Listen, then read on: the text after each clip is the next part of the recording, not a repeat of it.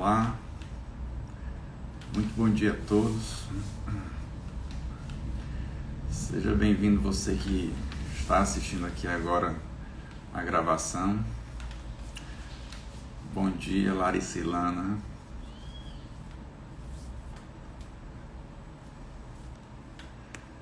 Começando hoje mais um Evangelho no Lar, que vamos dando continuidade aqui ao capítulo que começou agora, que é o capítulo 10. Bem-aventurados aqueles que são misericordiosos. Bom dia, Leina. Acho que falei certo, né?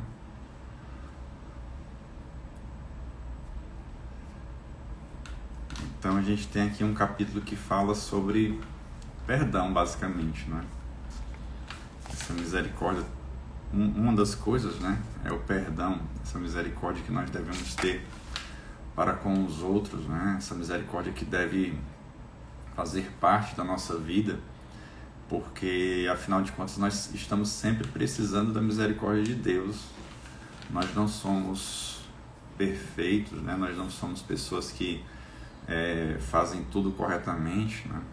E violamos constantemente as leis de Deus, justamente pelas nossas imperfeições, justamente porque nós ainda precisamos nos esforçar bastante para vencermos essas nossas imperfeições, como o orgulho, a vaidade, né? O ciúme, a ganância, né? São coisas que vão fazendo com que a gente pratique alguns atos que não são adequados ou não são corretos diante dessas leis de Deus. Bom dia, Angélica. Então, vamos hoje falar sobre isso, né? Nosso tópico de hoje é o reconciliar-se com os adversários. Não sei se vocês têm o hábito de acompanhar a leitura, né, pelo próprio Evangelho, com o livrinho do Evangelho, mas está lá no capítulo 10, nos itens 5 e 6. São os itens que a gente vai fazer a leitura hoje, tá? Para comentar.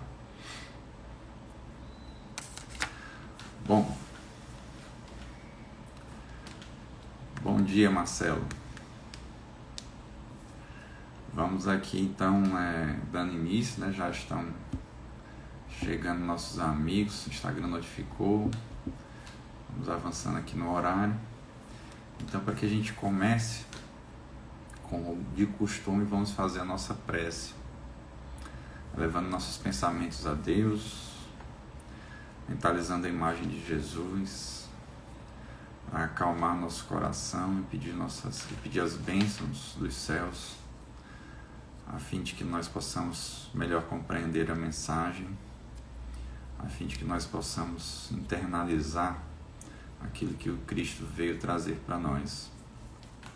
Agradecemos assim pelo dia de hoje, agradecemos pela própria vida, pela existência, a nós reencarnados, agradecemos pela reencarnação, uma oportunidade santa de aprendizado, de redenção, de crescimento, e rogamos bênçãos para que nós sejamos assim receptivos e iluminados a essa compreensão do que nos foi deixado por Jesus e que nos foi explicado e de algum modo facilitado por Kardec e os espíritos da codificação, que se reuniram nesse propósito amoroso e santificado, tá?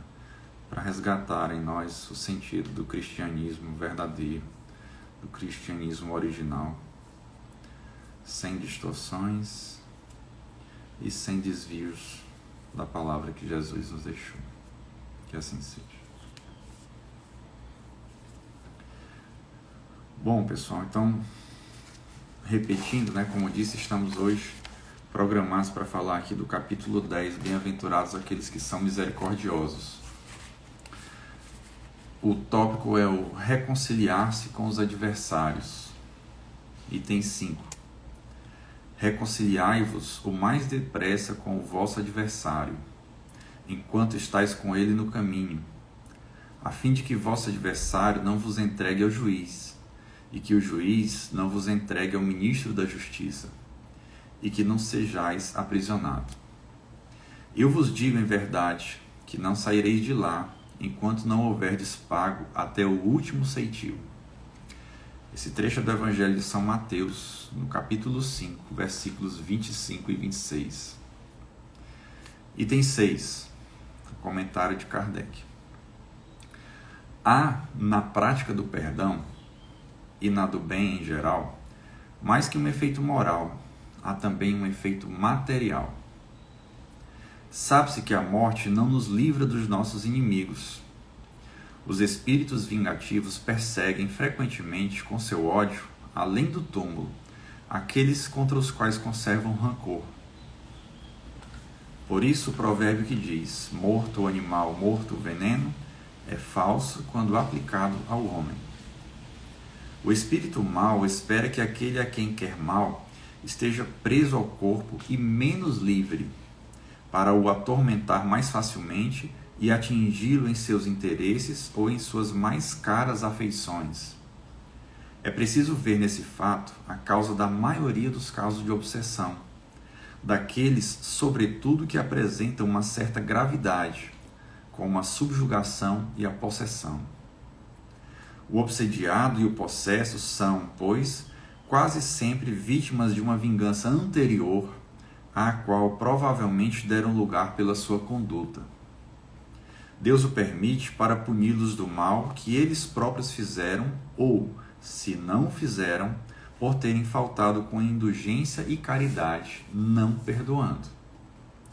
Importa, pois, do ponto de vista da sua tranquilidade futura, reparar mais depressa os erros que cometeu contra o próximo, perdoar os inimigos a fim de exterminar, antes de morrer, todo motivo de dissensões, toda causa fundada de animosidade ulterior.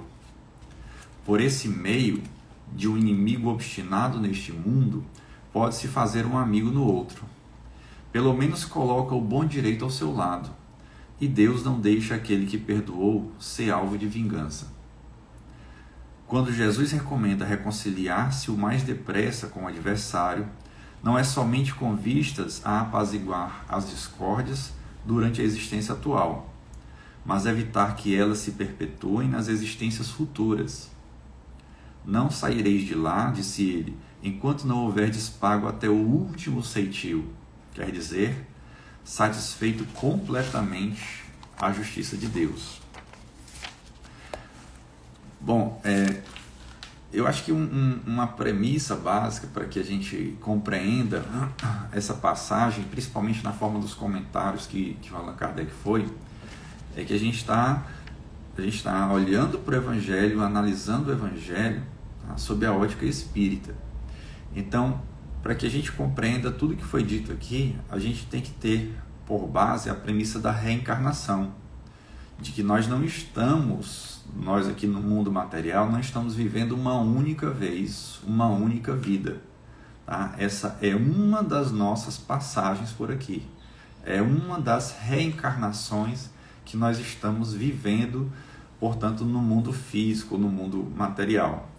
Sem essa premissa, essa explicação aqui perde o sentido. Essa explicação aqui não se aplica àqueles que acreditam que se vive apenas uma única vez, já que a gente está falando de perdoar alguém que nos fez o mal e para evitar uma obsessão futura, uma obsessão que vai ocorrer em uma reencarnação seguinte, quando a gente retornar ao corpo físico e aqueles inimigos que ficaram no plano astral aparecerem nesta reencarnação como obsessores, como pessoas, não deixam de ser pessoas, por mais que às vezes a gente se refira ao espírito, à entidade ou alguma coisa assim, mas são pessoas, né? Isso é fato, é imutável, como pessoas que aparecem, que se aproximam da outra, tá? Para lhes fazer o mal, para lhes perturbar, coisas desse sentido. Então, partindo, portanto, dessa premissa, né, entendendo que a gente está falando aqui também de causas decorrentes da reencarnação, de situações que vão se prorrogando com o tempo, que vão se sucedendo dentre várias reencarnações que a gente vai tendo, o perdão dos inimigos, o perdão daquelas pessoas que nos fizeram mal, às vezes a gente faz assim, a gente coloca, como está aqui, reconciliar com um adversário, mas essa ideia de adversário, ela tem que ser pensada no seguinte sentido. Bom, eu me considero adversário do outro, ou o outro é que me considera o adversário dele? Na verdade, claro que para que exista uma situação como essa, tem que ter havido uma desavença, alguém tem que ter feito mal ao outro, tem que ter enganado, traído, tem que ter frustrado as expectativas do outro para que isso aconteça, né?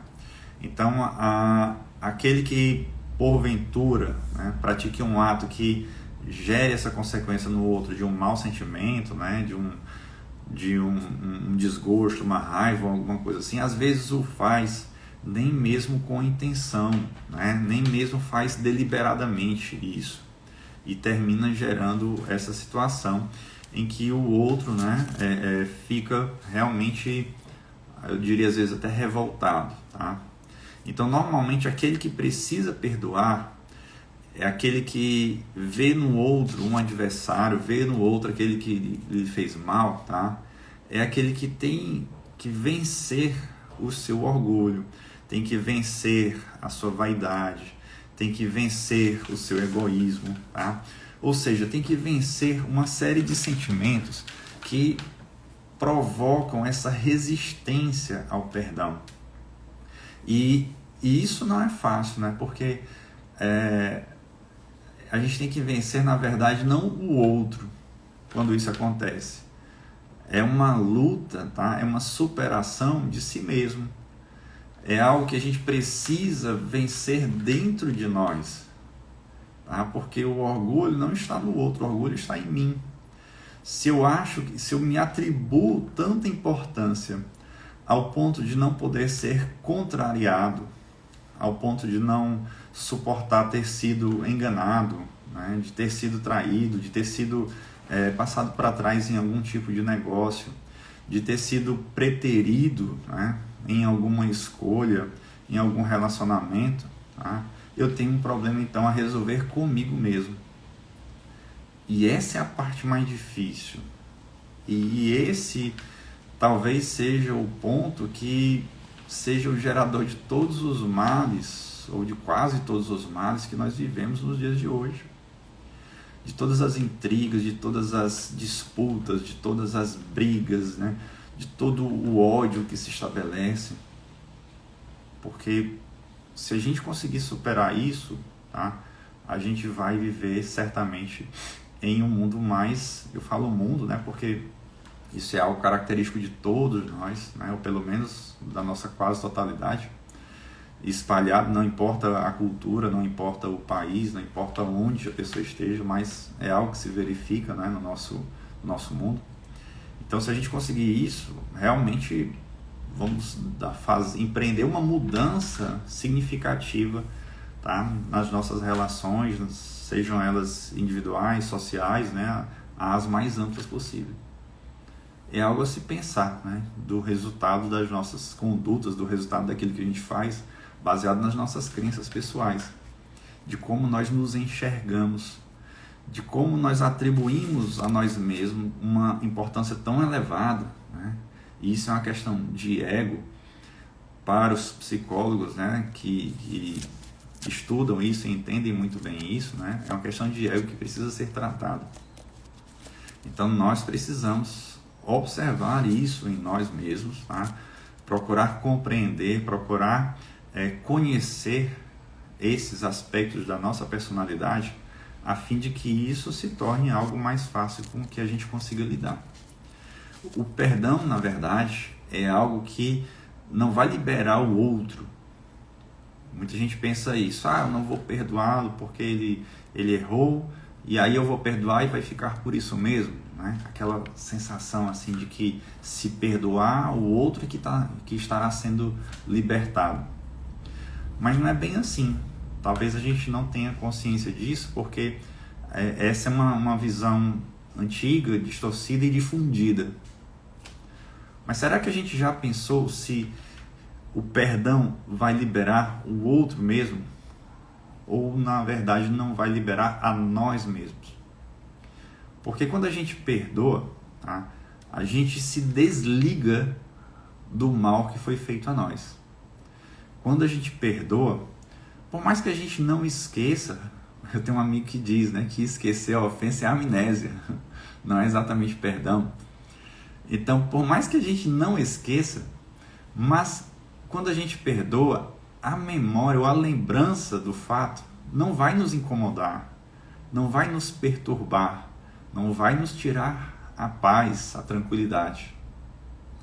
Então, o perdão para nós é libertador. Libertamos-nos daquela situação que nos causa mal, que nos constrange, que nos tira o sono, que nos faz ter sensações físicas ruins, né? Que vai fazendo com que a nossa vida fique sempre permeada por aquela lembrança ou aquele sentimento ruim. E para muitas pessoas vem o ressentimento, né? Volta a sentir tudo o que sentiu no momento em que aconteceu o fato ou os acontecimentos. Daí a importância realmente da gente entender que o perdão, por mais que possa parecer, ele não é importante para o perdoado. É importante também, claro, tá? Mas é importante para aquele que perdoa, tá? Por se libertar e principalmente por estar fazendo um gesto de caridade, de misericórdia, como diz o título aqui desse capítulo. Então é importante para nós. Mas voltando especificamente ao tema aqui proposto hoje, por que esse perdão ou essa reconciliação enquanto nós estamos caminhando com os nossos adversários, né, com os nossos desafetos, enquanto estamos no caminho? Esse caminho que foi referido aqui é a reencarnação. Enquanto nós estamos vivendo na mesma reencarnação com aquela pessoa com quem tivemos algum problema, alguma desavença, ou que existe uma situação que precisa ser resolvida, um desentendimento, uma diferença que precisa ser resolvida. Então é importante por quê? Porque, como diz Kardec, isso pode gerar no futuro, tá, casos de obsessão, porque a falta de perdão faz com que aquele que não perdoou se torne o obsessor do outro. E se tornar obsessor, às vezes a gente pensa assim, mas quem vai sofrer é o obsidiado. Não, o obsessor sofre, sofre muito. O obsessor passa uma vida, quando eu falo uma vida, na verdade ele passa muito, por vezes, muito e muito tempo, várias reencarnações, tá, focado com uma ideia fixa de fazer mal a uma pessoa, de fazer com que aquela pessoa sofra, de fazer com que aquela pessoa pague, segundo o seu próprio conceito de justiça e de reparação do mal.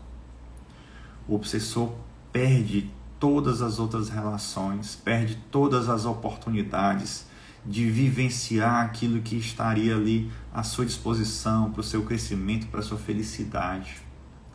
O obsessor perde a oportunidade de ser feliz e se foca numa vingança que, no final das contas, ele vai estar apenas contraindo mais débitos. Além dele atrasar, dele perder aquele tempo que ele tinha focado numa pessoa, em ações que visam prejudicar uma pessoa, ele ainda contrai mais débitos, porque ele está fazendo mal, ele está também violando as leis de Deus, tá? E além de contrair mais débitos, isso significa que o tempo que ele perdeu ainda vai se prolongar, pelo menos dobrar aquele tempo que ele perdeu, para recuperar ou para resgatar as dívidas contraídas durante o período em que ele foi obsessor. Ele se cansa, ele fica exausto, ele se degrada. Muitas vezes, a maioria das vezes, sem a menor consciência do que está fazendo consigo mesmo. Alguns têm consciência, alguns sabem do que estão fazendo, mas ainda se fixam na ideia da vingança. Até que um dia eles realmente entendem que a vingança não vai trazer de volta o que era antes, não vai trazer de volta aquela situação que ele vivia antes do que aconteceu, que o sofrimento do outro, ainda que ele consiga fazer com que o outro sofra, não lhe traz felicidade, não lhe completa, não lhe muda o sentimento, porque na verdade o que muda o sentimento é o perdão, porque o perdão é uma expressão de amor. Então quando essa pessoa ofendida deixa que o amor seja o sentimento predominante dentro de si, aí ele vai compreender a importância disso. Aí então ele se alivia daquela situação, ele ressignifica tudo o que ele passou, ele olha para o outro de uma maneira diferente, às vezes até com piedade, por conseguir perceber que o mal que aquele outro lhe fez era decorrente de uma ignorância, era decorrente de um desespero, era decorrente de um erro que o outro cometeu por ser ainda imaturo, por não ter condições de dimensionar os seus atos, e ele se apieda do outro. É assim que nós, em geral, devemos olhar para aquele que nos fazem mal, isso quando temos essa consciência, quando deixamos o amor prevalecer em nossos corações, deixamos esse sentimento tomar de conta de nós, e assim é como se a gente passasse a olhar para alguém que agiu como uma criança egoísta, uma criança imatura, uma criança que pega um brinquedo e bate em alguém, machuca alguém, mas sem saber o que está fazendo. Não é porque o outro fez isso quando era criança, mas ele fez isso porque agiu como criança. E nós, dentro dessa vida infinita que nós temos, nós passamos por uma evolução, nós caminhamos, né, nessa vida, né, na evolução que a vida nos permite, como se estivéssemos nessa vida física. Nós passamos por estágios, né? Nós nascemos, nós nos comportamos como bebês, depois como crianças, depois como adolescentes, até nos tornarmos adultos, até quando iremos alcançar a sabedoria dos anciãos. Isso quando pudermos comparar a um ancião sábio, porque nós aqui, encarnados, né, somos espíritos que estão em evolução. Então o fato de o nosso corpo, por vezes, alcançar a ansietude, chegar aos 70, aos 80 anos, não significa dizer que o nosso espírito também é um espírito maduro. Pode ser um espírito imaturo, habitando um corpo já desgastado pelo tempo daquela reencarnação. Então, a gente precisa entender que esses casos de falta de perdão, esses casos em que a gente vai, ao longo da vida, tá, cultivando desafetos, vão gerar consequências futuras, né, vão gerar consequências para as reencarnações futuras. Eu tinha notado aqui nesse texto, né, uma passagem que é preciso esclarecer até. Não canalizei, eu nunca estudei por que o Allan Kardec cometeu essa, digamos assim, essa incoerência, mas aqui ele fala numa passagem que é preciso ver nesse fato a causa da maioria dos casos de obsessão, daqueles sobretudo que apresentam uma certa gravidade, como a subjugação e a possessão. Então ele coloca subjugação e possessão como duas coisas diferentes, enquanto que lá no livro dos médiuns, do próprio Allan Kardec, tá, ele fala que subjugação e possessão são praticamente a mesma coisa, porque, e aqui é onde eu queria fazer só essa ressalva, né? Não existe essa possessão, como muitas vezes a gente acredita, né? De um espírito desencarnado tomar posse, se apoderar do corpo de um encarnado, tá? O que existe, como está dizendo aqui, é no caso de uma subjugação do desencarnado ter uma influência tão forte sobre o encarnado que faz com que ele tome decisões que não tomaria, né, em sã consciência, ou mesmo no caso de uma consequência física, de que ele pratique atos físicos, tá, que não faria. até no livro dos médiuns, né, ele fala lá na passagem de um caso de alguém que estava sob essa subjugação e de repente se ajoelhava na frente, um homem se ajoelhava na frente de uma mulher para pedi-la em casamento, né, fazer aquela pessoa passar vergonha. E esse homem não faria isso, não era uma pessoa que ele conhecesse, era uma mulher que ele encontrou eventualmente e fez isso. De que o indivíduo se ajoelhasse no meio de muitas pessoas e começasse a beijar o chão, tá? Não porque ele quisesse fazer isso, tivesse algum motivo, mas porque ele estava sendo subjugado. E aí os outros pensavam que ele estava louco, né? Que aquilo ali era uma manifestação de loucura. Então isso seria uma subjugação. Mas por quê? Por causa de uma influência que faz com que o outro, né, realmente haja daquela forma. Talvez o que falem o que comumente as pessoas entendam como possessão seja mais um caso de mediunidade em que existe um tipo de incorporação, utilizando a expressão mais comum, e aí a pessoa não está agindo por ela mesma, mas o espírito que incorporou, né, age utilizando-se do corpo daquele indivíduo. Mas a gente trata isso como um caso de mediunidade, e isso é temporário, isso acontece ali durante algum instante e depois acaba. Não existe aquela possessão permanente, constante, o outro se apossar do corpo do outro, porque o espírito reencarnante é que é realmente o detentor de todos os, se eu puder dizer assim, todos os direitos sobre aquele corpo, né? Aquele corpo físico. Portanto, há uma pequena diferença aí nesse sentido, só para esclarecer, porque realmente a gente tem no livro dos médiuns a explicação sobre os tipos de obsessão, tá? E lá o próprio Kardec diz, né, que a possessão, da forma como as pessoas têm entendido ou entendiam já desde há muito tempo, considerando que é um livro escrito lá no século XIX, né, ela não é exatamente como se fala. Tá? Existem as influências, existe a subjugação, a fascinação é outro tipo de obsessão, né, e a obsessão simples também, mas não a possessão do jeito que as pessoas entendem. Então, quem quiser saber um pouco mais, tem lá no livro dos médiuns, isso é bem explicado lá. Bom, então, aqui como ele diz, do ponto de vista da sua tranquilidade futura, né, é melhor reconciliar-se com o seu irmão enquanto caminha ao lado dele. Então isso na verdade é uma lição para todos nós, né, de que nós não devemos cultivar desafetos. Se a gente tem algum desafeto, vamos aproveitar a oportunidade para acabar com isso, encerrar com isso, né? Isso a gente vê entre pessoas que têm os mais diversos tipos de relacionamento. A gente vê muito isso nas famílias, certo?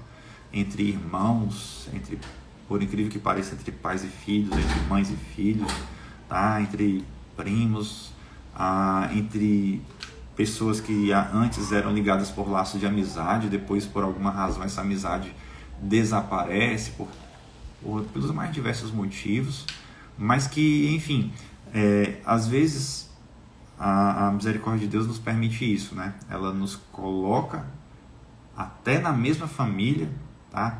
Junto com aquele desafeto antigo, a fim de que a gente tenha mais uma vez a oportunidade de promover a reconciliação com esse irmão.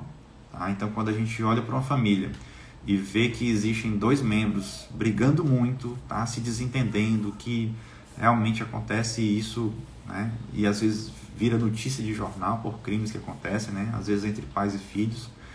E se a gente vê isso, é porque a misericórdia de Deus deu mais uma oportunidade para que aquelas pessoas se reconciliem, certo?